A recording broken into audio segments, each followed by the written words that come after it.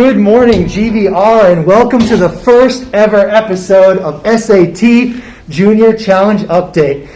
I'm Mr. Kelly. I'm here to share with you some of the events, some of the happenings, and some of the controversies going along with our SAT Junior Challenge.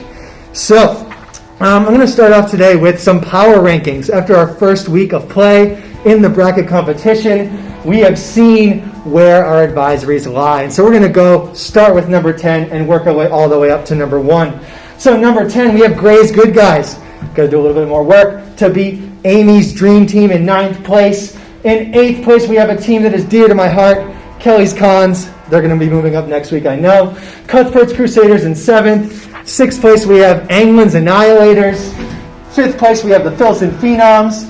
And then in 4th place, we have Cotter's Carn Masters. And rounding out the top 3, we have Cochran's Cool Cats, Goodrich Carnivores, didn't get the alliteration note, I guess, and Perry's Prodigies. So that is where we are right now.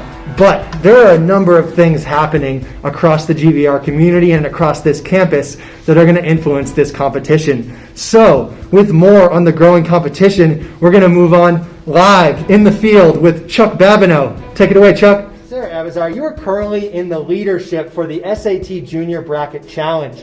How does it feel to be in the top 3 out of the entire junior class? You know, I think it's well-deserved. You know, a lot of hours put into studying. But I think, obviously, there's more work to be done. And definitely can get that up higher. Okay. Well, right now, Mr. Kelly's advisory has dropped down to 7th place out of 10. What message do you have for your fellow advisees to help them meet what you have already done? I think it just becomes a matter of having ice in our veins. You feel me? Like you can't choke under pressure, right? So we have to take it. It's just the first week, right? So, you know, minor setback, major comeback, but, you know, we're going to come in strong.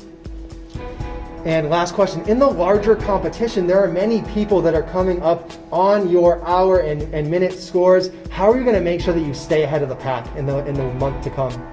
I think just taking advantage of the class time. I think, you know, it's one thing to kind of like make excuses if this is like homework assignment, but the fact that this is given class time, that, you know, we're given to kind of work on this, I think is an amazing opportunity to just stay ahead and be on top of it.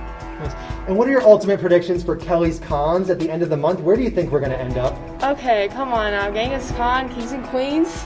You know, the vibes, we're on top at all times. You know, so I think we're gonna get there. You know, it was a rough start, but, you know, there's like 6 weeks left, so we got it. All right, thank you very much for your time. Have a good one, Sarah. You too, Mr. Kelly. So tell me more about this free time that you're talking about. So when do you so is it like you just like a couple of minutes you hop on Con? Yeah, it's like it doesn't have to, like, for me it doesn't have to be like, you know, 2 hours straight or something, because I don't have that many time like free like in a row. So it's like I have practice, and then when I come back I do it for at least like 40-30 minutes, and then when I'm about to go to sleep, like that, and when I wake up like before school. That is commitment right there. That's what I love to hear. And that is what is getting the Goodrich Carnivores from 8th place to 2nd place over the course of a week, and I appreciate that. What do you need from the rest of the people in our advisory to take some of this load and weight off of your back? Because you're carrying our team right now.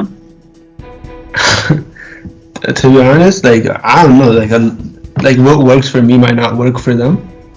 So, but what I would say is, like, really try to do it, like, when you do have time.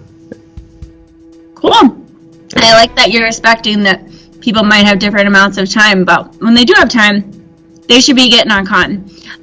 You mentioned earlier that you, like, don't really believe in the SAT. You don't think it measures intelligence, but it's clear that you are still really committed to it and to doing your best. Tell me more about that, your mindset there.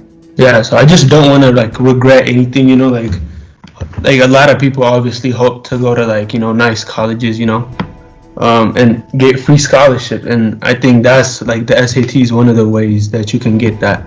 So it's like, you might not believe that, you know, it doesn't show your knowledge and stuff, but the colleges do.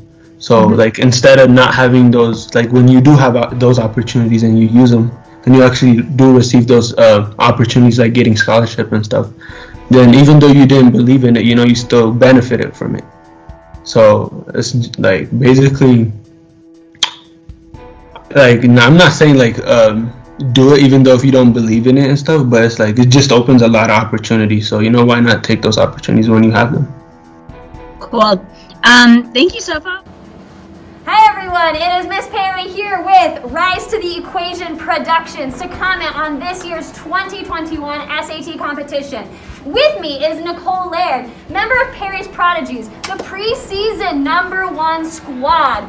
Nicole, a couple of quick questions for you. I'm wondering, are you feeling any pressure about being the preseason #1? The pressure to rise to the equation, or how are you feeling with that pressure on your back? There's definitely a little bit of pressure. We know that the other advisors are definitely gunning for us since we came out #1 for preseason. Definitely a lot of pressure from outside coaches like Filson and England, but we are in no way intimidated by them. We can definitely keep our #1 spot. Yeah, that's good to hear. That's good to hear. I'm happy to hear that. I'm wondering, similar to some of the other greats in our time, like Kobe Bryant or LeBron James, who skipped their college careers to go straight to the NBA, you, as just a 10th grader, and the rest of Perry's Prodigies, as minors, are skipping sort of a major chunk of your high school careers to be and perform on this large stage. Are you feeling like you belong? It's a little bit interesting. We're a lot younger, so it doesn't always feel like we belong, and we're definitely the underdog in this competition. But we've been putting in the work on and off the court all year, all last year to get here, and we're super confident, especially with this preseason ranking. Wow. Do you envision yourselves being the #1 champs at the end of this? I think I do. We can Wow. definitely do You it. heard it here first, folks. Back to the studio. Thanks, Miss Perry and Chuck, for those amazing interviews. So that's all we have for this week on SAT Junior Challenge Update. Check in next week for a new update, new power rankings, and some new material to keep us motivated. Keep it classy, GVR.